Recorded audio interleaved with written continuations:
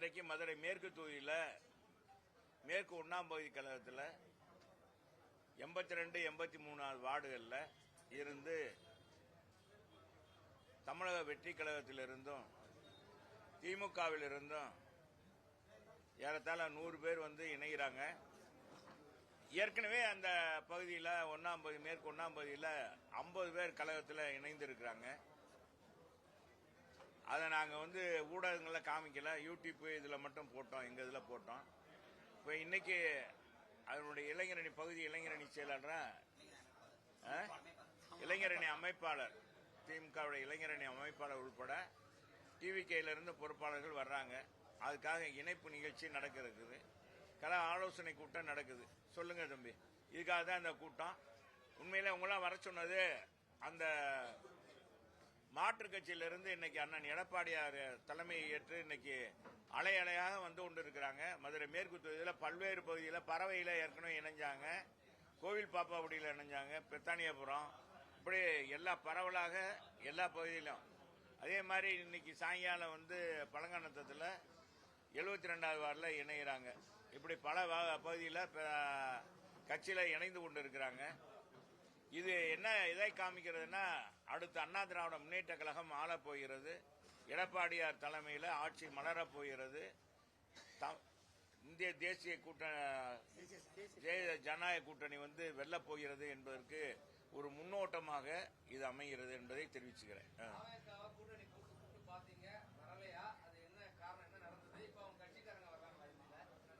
நீங்க தேவையில்லாத கேள்வியெல்லாம் கேட்கக்கூடாது. நாங்கள் யாரையும் கூப்பிடல, எங்க பொதுச் செயலாளரே சொல்லிட்டாரு, யாரு கூடயும் எந்த நேரத்திலும் நாங்கள் யாரு கூடயும் தொடர்பு கொள்ளவில்லை. இது பத்திரிகைகளாக திராவிட முன்னேற்ற கழகத்தால் இது புனையப்பட்ட ஒரு ஊடகம் செய்தி தான், ஊடக செய்தி. எனவே எந்த காலத்திலையும் கிடையாது. தேவையில்லாத இதை போட்டு அப்ப தொண்டர்கள் மத்தியிலும் மக்கள் மத்தியில ஒரு குழப்பத்தை, இந்த கட்சியெல்லாம் சேரணும்னு நினைச்சாங்களே, சேரலையே அப்படின்னு நினைக்கணுன்றதுக்காக திமுக திட்டமிட்டு அண்ணா திமுகவுடைய செல்வாக்க, அதுவும் எடப்பாடி அவருடைய செல்வாக்க எப்படியாவது குறைக்கணும் அப்படின்னு நினைக்கிறாங்க. நினைச்சதுதான் அந்த செய்தி. எனவே எந்த காலத்திலையும் நானா ஏதோ யாருமே நாங்க சொன்னது, எங்க தலைவர்களே யாருமே சொன்னது கிடையாது. வேற சொல்லுங்க, அவ்வளவுதானே.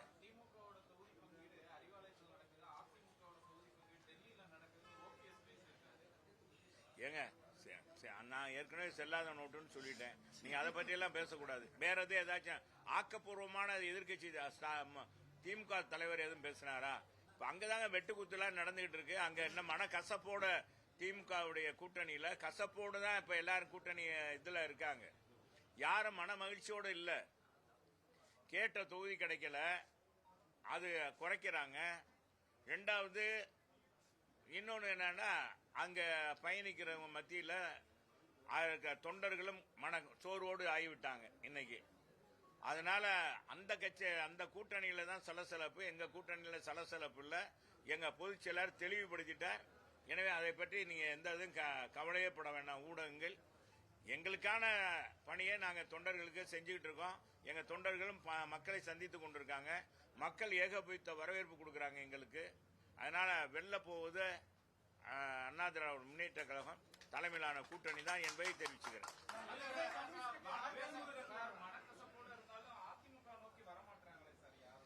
எப்படிங்க வருவாங்க? இங்க எங்கங்க நாங்க எதிர்கட்சி, நாங்க என்னங்க செய்ய முடியும்? அவங்க எதிர்பார்க்க நாங்க இங்க வர்றது என்னத்தை கொடுக்க முடியும்? உழைப்ப வேணா நாங்க கொடுப்போம், எங்க செல்வாக்க பயன்படுத்தலாம். இவ்வளவுதான் எங்கள்கிட்ட, வேற எதிர்பார்க்கறது கிடைக்காது. அதனாலதான் எங்க பொதுச் செயலாளர் யார்ட்டையும் பேசல. அவங்கள கூப்பிடணும், திமுகவுடைய கூட்டணியை குறைக்கணும், வைக்கணும். எங்க கூட்டணியே வலுவாக இருக்கு. இப்ப கூட்டமா போறது பெருசு இல்ல, யாரு வெல்ல போறாங்க என்றதுதான் பெருசு. பாருங்க, அதனால அதையெல்லாம் ஒண்ணு நினைக்க வேண்டாம்.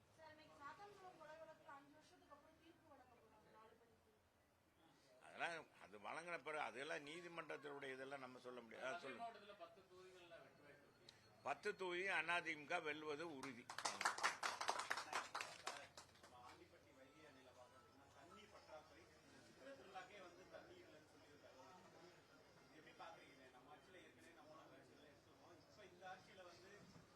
தண்ணீர் வற்ற அதாங்க இந்த ஆட்சியில மிகப்பெரிய குறைபாடு என்னன்னா நிர்வாக குளறுபாடு தான். நிர்வாக எந்த அதிகாரியும் சரியாக அவன் எதிர்காலத்தை நோக்கி மக்களுக்கு என்ன செய்யணும், எந்த காலத்தில் எந்த பணியை செய்யணுன்றதெல்லாம் இல்லை. திறந்து விட்டா தண்ணியை திறந்து விட்டுறாங்க. அங்க காலத்திலயும் இதே மாதிரி பற்றாக்குறை வந்துச்சு, சித்திரத்தில் வந்துச்சு. அதை சொன்னா ஓட்டிடுவீங்க, நீங்க ஓட்ட போவீங்க. இதே மாதிரி மிகப்பெரிய வறட்சி 17, 18 எல்லாம் மிகப்பெரிய வறட்சி. அண்ணன் பொதுச் செயலாளர் முதலமைச்சர் ஆனவுடனே மதுரை மாவட்டமே பூரா வறட்சி பூமியாகி வறட்சியினால பாதிக்கப்பட்ட விவசாயிகளுக்கெல்லாம் எங்க அண்ணன் இழப்பீடு கொடுத்தார். இழப்பீடு கொடுத்து சென்னையினுடைய குடிநீர் பிரச்சனையை தீர்ப்பதற்கு வேலூர்ல இருந்து தண்ணி லாரியில ட்ரெயின்ல கொண்டு கொடுத்தாங்க சென்னைக்கு. அப்படிப்பட்ட சூழ்நிலை இருந்துச்சு. அதே மாதிரி மதுரைக்கும் வெயில் தாக்கத்தின் காரணமாக தண்ணி பற்றாக்குறை இருந்துச்சு. அதனாலதான் இந்த தெருமக்குள் போய் கொண்டு போனோம். அது அதிகாரியை சொன்னாங்க. அன்னைக்கு இருந்து நம்முடைய மாவட்ட ஆட்சித்தலைவர் அன்னைக்கு இருந்த முதன்மை பெரியார் சொன்னதன் அடிப்படையில் நாங்கள் போய் பார்த்தோம். அதை வச்சு ஓடணும். ஆனால் இன்னைக்கு அப்படிப்பட்ட இல்லை. மழை நல்லா பெஞ்சிருக்கு, பருவமழை. இந்த ஆட்சியில் எங்க காலத்துல வறட்சி ஏற்பட்டது, புயல் ஏற்பட்டது, மிகப்பெரிய வறட்சி இதெல்லாம் ஏற்பட்டது. சொல்ல முடியாத கொரோனா கொரோனாவுக்கு தடுப்பூசி கண்டுபிடிக்காத சூழ்நிலை. உலகத்தில் பாத்தீங்கன்னா அமெரிக்கா தேசத்திலேயே வல்லரசு நாட்டிலேயே தற்கொலை பண்ணி கொண்டாங்க. 2வது மாடியில இருந்து தனக்கு கொரோனா வந்துருச்சுன்னு தற்கொலை பண்ணி கொண்ட வீடியோ காட்சியெல்லாம் பதற வைத்தது.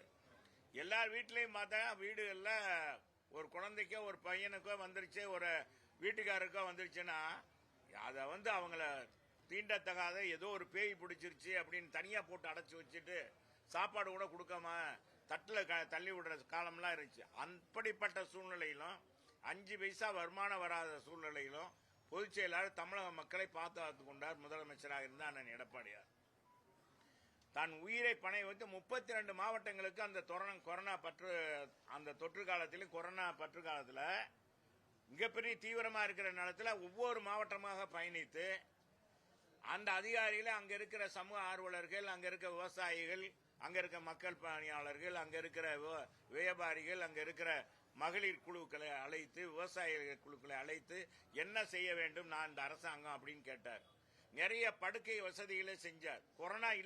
கொரோனாவுக்கு தடுப்பூசி கண்டுபிடிக்கிறதுக்கு முதல்லங்க இதெல்லாம் இந்த மாதிரி படி செஞ்சு அது தடுப்பூசி வந்தோடனே அது விலை இல்லாமல் கொடுத்ததுனால, எல்லாருக்கும் போடப்பட்டதுனால அது கட்டுப்படுத்தப்பட்டது. உலக சுகாதார மையமே பாராட்டியது தமிழ்நாட்டுடைய இந்த கொரோனா கட்டுப்படுத்துவதில் முன்னுதாரணமாக இருக்கிறது அப்படின்னு சொல்லி.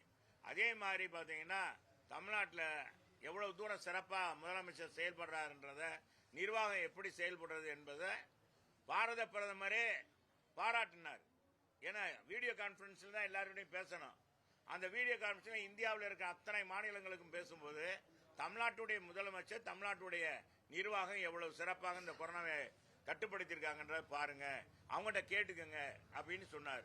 இந்த மாதிரி பெருமை வேற யாருக்கும் கிடையாது. இன்னைக்கு பாத்தீங்கன்னா அந்த நேரத்தில் எல்லாருக்கும் விலையில்லா அரிசி, விலையில்லா சமையல் பொருள் அத்தனையும் கொடுத்து 2000 ரூபாய், 1000, 2000 ரூபாய் குடும்பத்துக்கு. ஏன்னா அவங்களுக்கு வருமானம் இல்லை, வேலை இல்லை, எங்கேயும் பூரா கடையெல்லாம் க்ளோஸ் பண்ணிட்டாங்க. காய்கறி கடையெல்லாம் நாங்க கூட்டுறவுத்துறை மூலமாக, நானே தமிழ்நாடு முழுவதும் நானே கூட்டுறவுத்துறை மூலமாக பல இடங்களில் கூட்டுறவுத்துறை மூலமாக மொபைல் வண்டியில கொண்டு போய் வீடு வீடு கொண்டு போய் கொடுத்தோம் குறிப்பிட்ட நேரத்தில். அதே மாதிரி பலசரக்கு எங்க கூட்டுறவு சங்கங்கள்ல போடப்பட்டு ரேஷன் கடையில் எல்லாருக்குமே சமையல் பொருள் அடங்கிய ரொம்ப விலை குறைவாக 300 ரூபாய்க்கு ஏறத்தாழ 25 பொருட்கள் அடங்கியதை கொடுத்தோம், பொட்டணமாக கொடுத்தோம். அதெல்லாம் மக்களுக்கு ரொம்ப பயன்பாடாக இருந்துச்சு. ஏன்னா கடையெல்லாம் பலசர கடையெல்லாம் திறக்கல. அப்படிப்பட்ட அசாதாரண சூழ்நிலையிலும் பொருளாதாரத்தை 5 பைசா வருமானம் அரசாங்கத்துக்கு வராத சூழ்நிலையிலும் சிறப்பாக நிர்வாகம் பண்ணதான் எடப்பாடி. அதைத்தான் இன்னைக்கு மக்கள் போற இடங்கள்ல என்கிட்ட சொல்றாங்க, அட எடப்பாடியார் நல்லவரப்பா, நல்ல நிர்வாக திறம் படைச்சவர். இன்னைக்கு பாருங்க எங்களால சமாளிக்க முடியல, எங்க குழந்தைகள் எங்களுக்கு பாதுகாப்பு இல்ல, போதை நடமாட்டம் அதிகமாயிருச்சு, குழந்தைகளை சிரிச்ச மாணிக்கு போற பிள்ளைகளை சாயங்காலம் சிரிச்ச மாணிக்கு வருமா அப்படின்னு பயமா இருக்கு. கல்லூரிக்கு போற பிள்ளையை அனுப்பிச்சு விடும்போது அது முறையாக வந்துருமா அப்படின்னு பயப்படுற அளவுக்கு இன்னைக்கு ஒவ்வொரு குடும்ப தலைவனும் அச்சப்படுறாங்க. அதனாலதான் ஒத்து பாக்குறாங்க மக்கள். வேற ஒண்ணும் இல்ல, அலங்காரமாக அப்படியெல்லாம் பேசுறவர்ல எங்க பொதுச் செயலாளர் நல்ல நிர்வாகமாக நிதர்சனமான உண்மையை பேசுறாரு. அதனாலதான் அதிமுகவுக்கு செல்வாக்கு கூடியிருக்கு. 5 முனை போட்டி உருவாயிடுச்சு சார் தமிழ்நாடு எலெக்ஷன்ல. சசிகலா ராமதாஸ் கூட்டணியோட சேர்த்து எத்தனை போட்டி வந்தாலும் சரிங்க, நாங்க சொல்றது அண்ணா திராவிட முன்னேற்ற கழகமா அண்ணா திராவிட முன்னேற்ற கழகத்துடைய கூட்டணியா திமுக கூட்டணியா? இன்னைக்கு அண்ணா திராவிட முன்னேற்ற கழகத்துடைய கூட்டணிக்கு வாக்களித்தா அரசாங்கம் எப்படி 5 வருஷத்துக்கு சிறப்பாக இருக்கும் அப்படின்றத அவங்களே மக்களே உணர்ந்துட்டாங்க. இந்த இன்னைக்கு சொன்னீங்க இந்த வறட்சியே இல்லாத, அதுக்கு தான் சொல்றேன். கஜா புயல் வந்தது, நீரா புயல் வந்தது, அத்தனை புயலையும் சமாளிச்சாரு எங்க பொதுச் செயலாளர். அவ்வளவு பேருக்கு இழப்பீடு. 1 லட்சம் மின்கம்பங்கள் அந்த கஜா புயல்ல 1 லட்சம் மின்கம்பங்கள் சாஞ்சு போச்சுங்க, ஒடிஞ்சு போச்சு காத்து புயல்ல. அத்தனையும் நிவர்த்தி பண்ண. அதே நேரத்தில் பாத்தீங்கன்னா நாகூர் தர்காவில், ஏன் நாகூர் தர்காயா? நாகூர் தர்கா இஸ்லாமியர் அந்த அது வழிபாடு பண்ற நாகூர் தர்காவில் அலை அடிச்சு, அந்த புயல் அடிச்சு பாத்தீங்கன்னா அந்த சுவரே சுற்றுச்சுவரே சாஞ்சிருச்சு. எங்க அண்ணன் பொதுச் செயலாளர் முதலமைச்சராக இருந்தது, உடனடியாக போர்க்கால அடிப்படை அதுக்கு நிதி ஒதுக்கி உடனடியாக கட்டுவதற்கு நடவடிக்கை எடுத்தார். இது மாதிரி சிறப்பான நடவடிக்கை. அதே மாதிரி போர்க்கால அடிப்படையில் மின்கம்பங்கள்லாம் உடர்த்தி அன்னைக்கு பாதிக்கப்பட்ட விவசாயிகளுக்கு மக்களுக்கு எல்லாருக்குமே நிவாரணம் கொண்டு போய் அரசாங்கம் மட்டும் இல்ல, ஒவ்வொரு பொதுநல தொண்டும் கட்சிக்காரங்களும் கொடுக்கணும்ன்றாரு. நாங்கெல்லாம் பாத்தீங்கன்னா லாரியா கொண்டு போய் எங்களுக்கு மதுரை மக்கள் கொடுத்தாங்க, கொண்டு போய் கொடுத்தோம். அது மாதிரி கட்டுப்பட. ஆனா இவங்க நாங்களும் கொரோனாவை அடக்கணும் தான் சொல்றது. நானும் தான் வீரன்னு சொல்லலாம். கொரோனா எந்த காலத்துல ரொம்ப இதா இருந்துச்சோ, ஆனா திராவிட முன்னேற்ற கழக காலத்துல அதெல்லாம் குறைஞ்சிருச்சு. தடுப்பு ஊசி எல்லாம் கண்டுபிடிச்சாச்சு. நாங்க எல்லா அடிப்படை தேவையெல்லாம் நிறைவேற்றிட்டோம். யாருக்கு கொரோனா, ஒவ்வொரு மாவட்டத்தில் எத்தனை படுக்க வசதி வேணும், அது ஆக்சிஜன் எவ்வளவு வேணும், ஆக்சிஜன் சிலிண்டர் போதுமான அளவுக்கு இறக்குமதி பண்ணி ஊசி எல்லாம் வச்சு இதெல்லாம் பண்ணி நாங்க எல்லாமே கட்டமைப்பு வச்சிருந்தோம். இவங்க கொரோனா கடைசி காலத்துல கொரோனா கட்டுப்படுத்தணும், நாங்களும் தான் கட்டுப்படுத்தணும் அப்படின்னு சொன்னாங்க. அவ்வளவுதான். ஆக நான் என்ன சொல்றேன், ஒரு நிர்வாக திறமை இருந்தா அது சிறப்பா இருக்கும். இப்ப நிர்வாக திறமையின் குறைபாடு தான் இப்ப வைகை ஆற்றுல தண்ணி இந்த வைகை அணையில தண்ணி குறைவுன்னு நீங்க சொல்றீங்க. எனக்கு எப்படின்னு தெரியல, எத்தனை அடி இருக்குன்னு தெரியல. அதனால அது இதுக்கு முழுக்க அது ஏதாச்சும் இந்த குடிநீர் பற்றாக்குறை வந்துச்சுன்னா இந்த தமிழக அரசு திமுக அரசு தோல்வி விட்டுறது, நிர்வாகம் தோல்வி விட்டுறது என்பதுதான் அதோட நிதர்சனமான உண்மை. ஏங்க என்னங்க நீங்க யாரும் சொல்றாங்களா? எல்லாரும் சொல்லுவாங்க, அதுக்கெல்லாம் நாங்க பதில் சொல்ல முடியாது. வேற யார் இருக்காங்களா?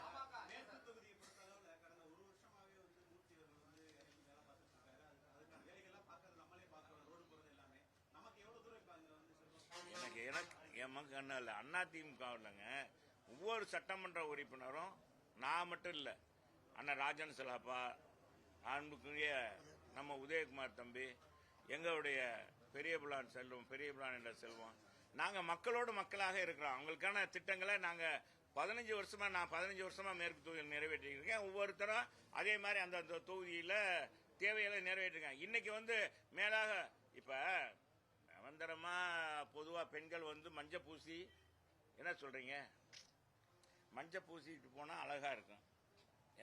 என்ன தம்பி, என்ன மேயர், இயற்கை மஞ்ச பூசிட்டு குங்குமம் வச்சு கோயிலுக்கு போவாங்க முன்னாள் பெண்கள். மகாலட்சுமி கரெக்ட். அப்பா மேயர் என்னன்னா மகாலட்சுமி சொல்லுவாங்க.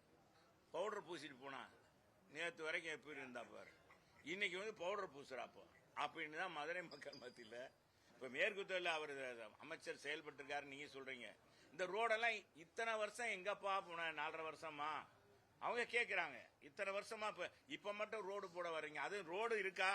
இப்ப உதாரணத்துக்கு சொல்றேன், கருப்பசாமி வந்திருக்காரா 72 வா தலைவர் சொல்லுங்க.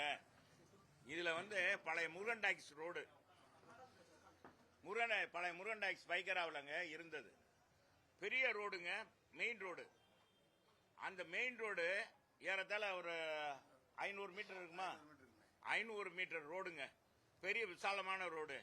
அந்த ரோடு போட்டு 3 மாசம் தான் ஆகுது. 1 வருஷம் ஆகுது. இப்பவே குண்டும் குழி வெறும் குண்டாகி போச்சு. நீங்க போய் கூட அதை போய் எடுங்க. பூராமே இந்த தாரெல்லாம் பேர்ந்து போச்சு. யார் போட்ட மாதிரி இல்ல. ஏதோ இப்பதான் கல்லு மண் அடிச்சது மாதிரி இருக்கு. நான் உடனே கார்பரேஷன் இப்படித்தான் தரமற்ற ரோடுகள் மதுரையில் போடப்படுறது. எல்லா தொகுதியிலும் இது என் தொகுதியில மேற்கு தொகுதி. அதுலதான் நீங்க சொன்னீங்களா ரோடு போடுறாருன்னு. அந்த ரோடு பூரா எப்படி தரமற்ற காரணம் என்னன்னா சரியான கான்ட்ராக்ட், ஒப்பந்த கான்ட்ராக்ட், முதன்மையான நல்ல அந்த பணியை செய்யக்கூடியவங்க அந்த நம்பர் 1 கான்ட்ராக்ட் யாரும் வர்றதில்லை. காரணம் கமிஷன் கரப்ஷன். அதனாலதான். ஆனா நம்ம கார்பரேஷன் கமிஷனர் நல்லவங்க தான், அவங்க நல்லவங்க தான். ஆனா பட் அங்க நடக்கிறது அதிகாரிகள் அதுக்குள்ள சுத்தி இருந்துகிட்டே யாருக்கு எவ்வளவு கமிஷன் எடான்னு எல்லாம் மேல வரைக்கும் கீழே இருந்து டாப் டு மேட்டம் வரைக்கும் அவங்களே பாத்துறாங்க. அதனாலதான் ரோடெல்லாம் தரம் இல்லாம இருக்கிறது காரணம். அதனால என்ன ரோடு போட்டாலும் மக்கள் மத்தியில் இது ரோடு போட்டதுனால இந்த ரோடும் தரம் இல்ல. இப்ப போடுறாங்க, இப்ப இதெல்லாம் பாக்குறாங்க, இப்ப அதெல்லாம் கொடுக்கறாரு, அத பரிசு கொடுக்கறாருன்னு மக்களுக்கு தெரியும். மக்கள் ஒன்னும் தெளிவா இருக்கிறாங்க. அதெல்லாம் ஒண்ணும் இல்ல. யாரும் ஏமாற்ற முடியாது, நானும் ஏமாற்ற முடியாது. மதுரையில 4 தொகுதி நாங்க போட்டிடுறதெல்லாம் எங்க பொதுச் செயலாளர் கூட்டணி பேச்சுவார்த்தை நடந்துகிட்டு இருக்கு. அது பிறகுதான் அதிமுக கூட்டணி 10 தொகுதியிலும் மதுரை மாவட்டத்தில் 10 தொகுதியிலும் வென்றெடுக்கும். ஏன்னா நாங்க எல்லாமே 58 கால்வாயெல்லாம் இந்த காலத்துல தான் முறையாக திறந்து விட்டோங்க. இவங்க வேணுண்டே திறந்து அந்த இது கூட கம்மாய் கூட வரல, நாங்களும் திறந்து விட்டோம்னு சொன்னாங்க. 58 கால்வாய் உசிலம்பட்டி தொகுதியில எல்லாமே நாங்க அடிப்படை தேவை எல்லாமே சரியாக செஞ்சிருந்தோம். இப்ப மதுரையில பாருங்க, எங்களுடைய இதுதானே இருக்கு அடையாளங்க. என்ன சொல்றீங்க? என்னப்பா உண்மையை சொல்லுங்க. இவங்க மதுரைக்கு மாநகருக்கு ஏதாச்சும் இந்த முதலமைச்சர் கொடுத்து இந்த 2 அமைச்சர் இருக்காங்க ஏதாச்சும் செஞ்சிருக்காங்களா? நீ உடனே ஏவி பிரிட்ஜ் ஆவின் பாலம் அவங்க கட்டளையா சார் அப்படின்னு. அதெல்லாம் எங்க காலத்துல எங்க அண்ணனே எல்லாமே முடிச்சு வச்சுட்டாரு. பூமி பூஜை போட முடியல. டிபிஆர் எல்லாம் எங்க காலத்திலேயே தயார் பண்ணப்பட்டது. எங்க காலத்திலேயே தேவர் சிலைகிட்டலாம் அவங்க அந்த சமுதாயத்தை கூப்பிட்டு பேசி அதுக்கும் யாரும் வெடி போடக்கூடாது, அப்ப எவ்வளவு தூரம் தள்ளி இருக்கணும் அன்னைக்கே கலெக்டர் வச்சு பேசியாச்சு. மாவட்ட ஆட்சித்தலைவர் குழு அமைத்து எல்லாமே செஞ்சிருந்தோம். ஒன்னு நார்த்து கேட்டு கோபாலகிருஷ்ணன், நான் ஓப்பனா சொல்றேன், நான் இது பல முறை சொல்லிருக்கேன். அந்த வழக்கு நார்த்து கேட்டு உரிமையால் பழைய ஜிடெக்ஸ் டெய்லர் அவங்க அண்ணன் தான் கோபாலகிருஷ்ணன். அவங்க தான் அந்த இது லாட்ஜ் கட்டினவங்க. அவங்க தான் வழக்கு தொடுத்து அது ஒண்ணுதான் இருந்துச்சு. மற்ற எல்லாமே நாங்களே முடிச்சிட்டோம். அமெரிக்கன் காலேஜ் பில்டிங், அந்த அமெரிக்கன் காலேஜ் நிர்வாகம், அங்கிட்டு தமிழ் எண்ணெய் பலகாரம், அங்கிட்டு இருக்க கடைகள் எல்லாரும் எது பாதிக்கப்படுதோ எல்லாமே முடிச்சுட்டோம். நாங்கள் சுந்தர் சார் குறிச்சுக்கோங்க நல்லா. அதனால நாங்க தான் மதுரையில் 10 பாலமும் நாங்க தான். ஆத்தோரத்தில் இன்னைக்கு போக்குவரத்து நீங்களா செல்லுன்னு வர்றீங்க இல்லையா, போக்குவரத்து எவ்வளவு இருந்தாலும் ஆத்தோரத்தில் வருவீங்க. அந்த ரோடெல்லாம் எங்க அண்ணன் போட்டது எடப்பாடியார் காலத்தில் போடப்பட்டது ஸ்மார்ட் சிட்டி திட்டத்தில். அந்த பணியை நம்ம என்ன ஸ்மார்ட் சிட்டி திட்டத்திலே இன்னும் பாதாள சாக்கடை நிறைவேற்றல, இன்னும் ரோடு கம்ப்ளீட் பண்ணல. இந்த ஆட்சியில 5 வருஷம் ஆச்சுங்க. இந்த முல்லை பெரியார் கூட்டு குடிநீர் திட்டம் ஏன்னா பாத்தீங்கன்னா இன்னைக்கு குளறுபடியா நிறைவேற்றிருக்காங்க. முதலமைச்சர் ஒரு தவறான தகவலை சொல்லி திறந்து வச்சுட்டாங்க. இன்னும் முறையா தண்ணி போகல, நிறைய வீட்டுக்கு வரல தண்ணி, பைப் லைன் போடல, நிறைய இடத்துல பிரஷர் தாங்காம குழா வெடிச்சு போகுது. இது மாதிரி எல்லாம் இருக்கு.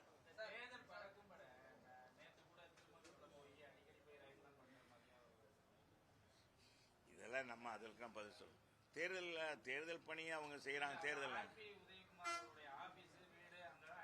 ஏங்க நாங்க இதுல நாங்க கருத்து சொல்லுவோம். இது தேர்தல் ஆணையத்தை பற்றி அது அவங்க சில பேர் தவறான வழிகாட்டுதல் சொல்லியிருப்பாங்க, போன் பண்ணியிருப்பாங்க, அதனால போயிருப்பாங்க.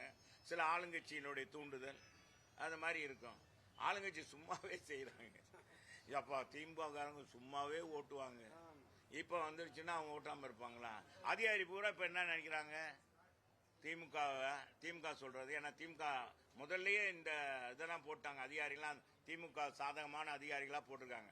நாங்க களை எடுத்துட்டு வர்றோம், எல்லாம் எழுதிட்டு வர்றோம்.